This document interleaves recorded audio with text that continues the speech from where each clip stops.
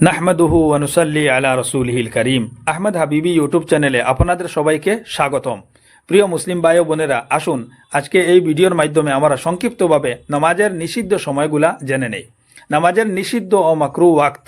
প্রশ্ন, কোন কোন সময় নামাজ পড়া হারাম বা নিষিদ্ধ? উত্তর, তিনটি সময়ে যে কোনো ধরনের নামাজ পড়া হারাম।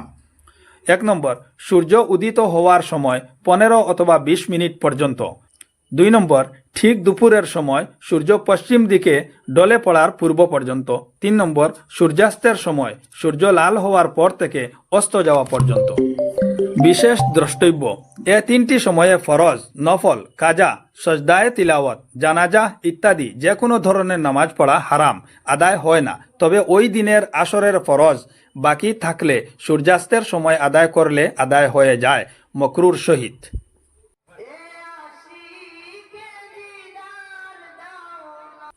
প্রশ্ন, কোন কোন সময় নফল নামাজ পড়া মাকরু?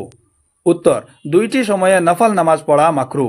1 নম্বর, ফজরের ওয়াক্ত শুরু হওয়ার পর থেকে সূর্য ভালোভাবে উদিত হওয়ার অর্থাৎ ইশরাকের আগ পর্যন্ত ফজরের সুন্নত ছাড়া আর কোনো সুন্নত বা নফল পড়া মাকরু।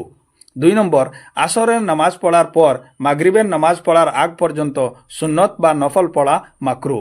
বিশেষ দ্রষ্টব্য, এসব সময়ে সজদায়ে তিলাওয়াত, জানাজা বা কাজা নামাজ আদায় করতে কোনো অসুবিধা নেই, শুধু নফল নামাজ পড়া মাকরু। হে আল্লাহ, আমাদের সবাইকে সঠিক সময়ে নামাজ আদায় করার তৌফিক দান করুন এবং নিষিদ্ধ সময় থেকে বেঁচে থাকার তৌফিক দান করুন। আল্লাহুম্মা আমিন।